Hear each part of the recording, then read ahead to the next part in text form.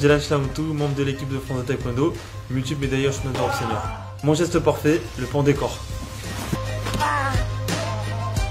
C'est un coup de pied retourné qui vaut 4 points.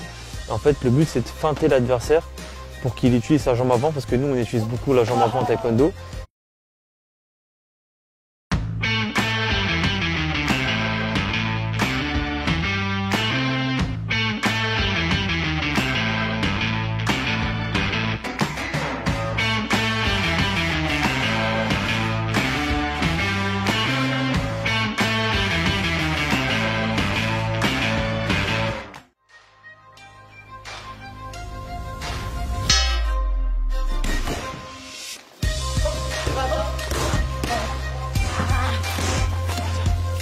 Jalan Shlamoutou, membre de l'équipe de France de Taekwondo, multiple médailleur chemin d'Europe senior.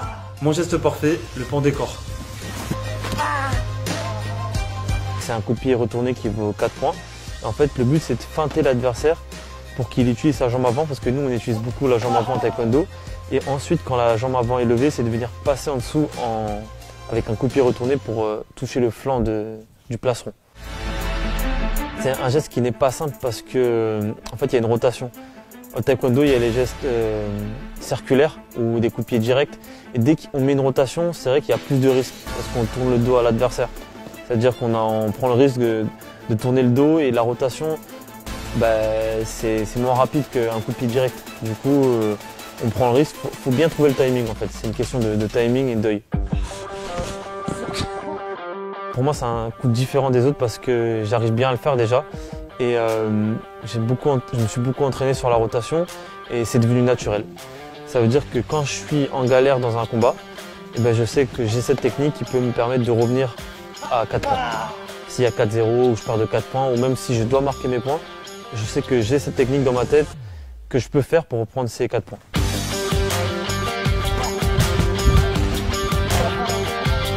Le but c'est de faire déclencher l'adversaire. Pour faire déclencher l'adversaire, je vais utiliser ma jambe avant. Je vais venir faire une feinte avec la jambe avant, comme si je voulais frapper avec ma jambe avant, mais en fait, je vais venir frapper avec la jambe arrière qui se situe derrière. Et là, passer en dessous et faire une rotation. Donc là, feinte.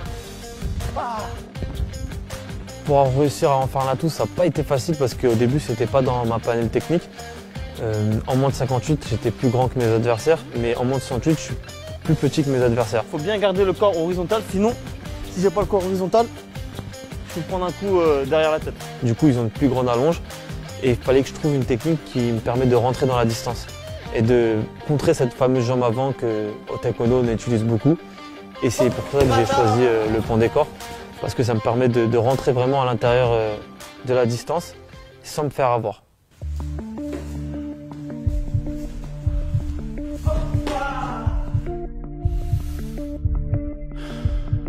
Pour réaliser cette technique, faut que les jambes soient vraiment ancrées et qu'avoir des bons appuis pour pas perdre l'équilibre. Si tu pars avec un mauvais déséquilibre, tu peux tomber ou l'adversaire peut te contrer. Donc c'est important d'avoir les appuis bien au sol et avant de partir d'être confiant, d'être sûr de sa technique. Ok, je le refais. Hop. Cette technique, je l'ai fait à l'entraînement. C'est venu. Je me suis entraîné tout seul en fait sur une cible, sur un bob. Je m'entraînais, mais elle n'est pas non plus difficile à apprendre. Ce qui est difficile, c'est de savoir la mettre en combat, pas de la faire techniquement.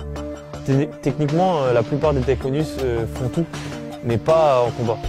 En combat, c'est pas facile de mettre les techniques dans un bon timing.